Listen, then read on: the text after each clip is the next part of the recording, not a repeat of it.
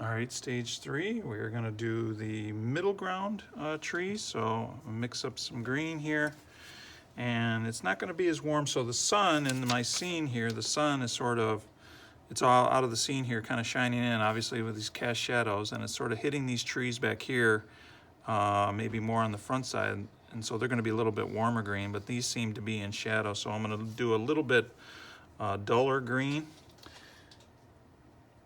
on those. And so I want the base of these trees is going to be a little bit lower than those trees because they're a little bit closer. So I'm just going to paint these trees into here, and they're kind of coming up like this. And then I'm going to kind of fade them out from there. I'm just going to rinse out my brush. And I want these trees, I want some green back in here behind the other tree, the foreground trees that I'm going to be painting. But I don't want it quite as intense. So I'm kind of fading those out a little bit and a little bit darker here. Okay, and I'm going to mix up a little bit, some darker green, maybe a little more blue, throw some brown in there so I can throw some shadows in here as well. Make this a little bit darker. Maybe I'll even just throw some blue, straight in blue in there,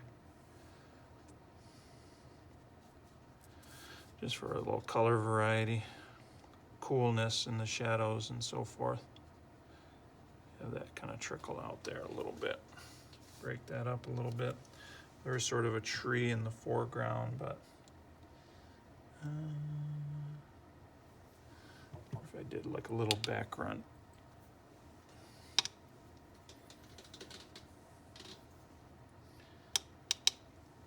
And that's about all that I'm going to do with that, because I'm going to have these foreground trees that are going to be over top of that. Actually, maybe I'll do a little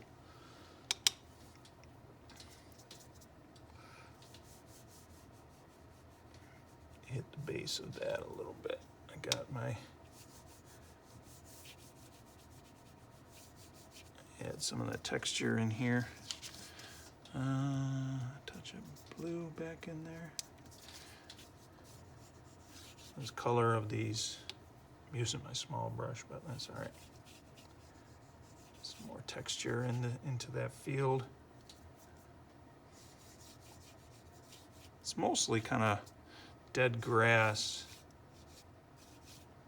And I'll probably go over that. Again, see that beautiful kind of bleeding you get there?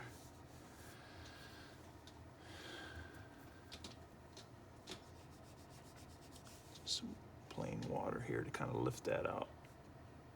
Back in here, keep that lighter. Just gonna rinse out my brush, dry it off. Lift it out a little bit to make it lighter so it, gets, the colors get less intense because of atmospheric perspective.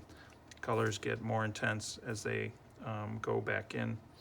So keeping it lighter back there, the colors are a little more intense here in the foreground. And I'll probably go over that maybe, one more time. Just to be able to put some, and I'm gonna have that shadow in there, which is gonna be over top of that as well. Maybe I'll just throw a little streak of green back in here. There's going to be the cluster of trees back in here.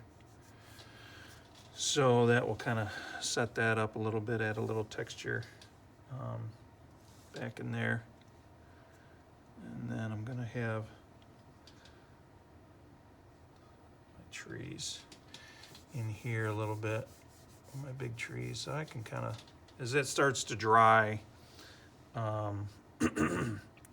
where I know my paint's not going to go that far. And as you do that, if you don't want too much of a background, you do have to, I don't know, I'm kind of reluctant to do the whole shadow all the way across. I can wait and do that when it's dry. but I know I'm gonna have some trees coming out of here, so that's okay. Right there, so that will be, you know, stage 2, or 3, I should say. 1, 2, 3-ish, 4-ish, and then I'll do my, I could finish doing my grasses in the next stage. Actually, let's do the grasses right now. This is wet, what the heck. Let's do that right now. I just gotta do some real dark foreground while this is wet. Okay, putting that in down here, made some dark green.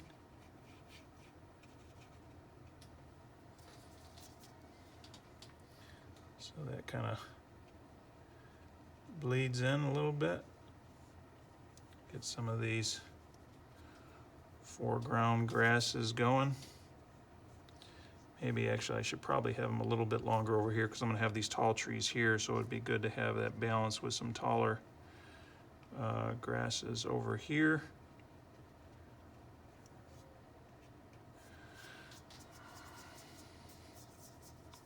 Go deeper still.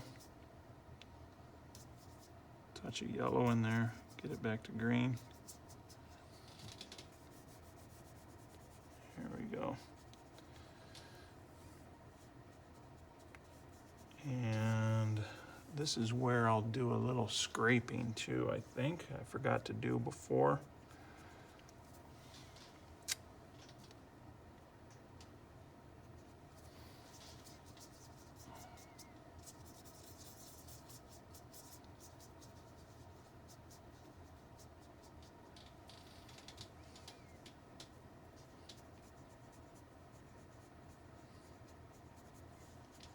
Gotta let it dry, probably a little bit more.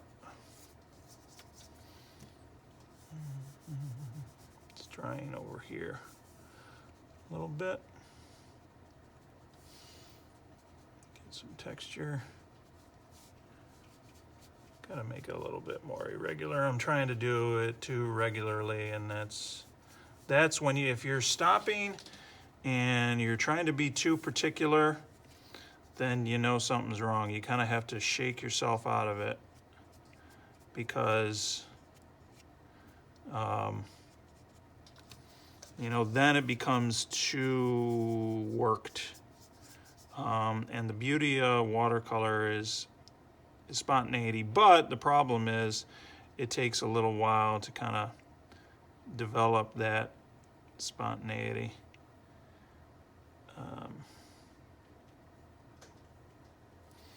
Wonder if I can do a couple.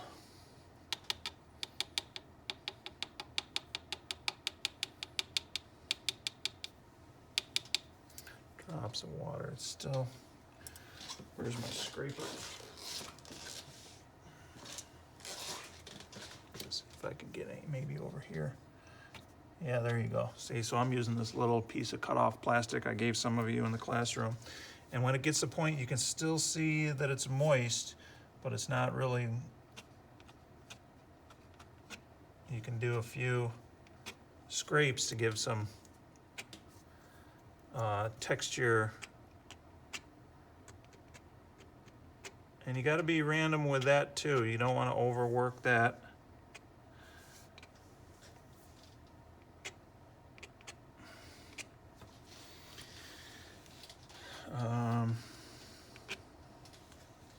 Okay.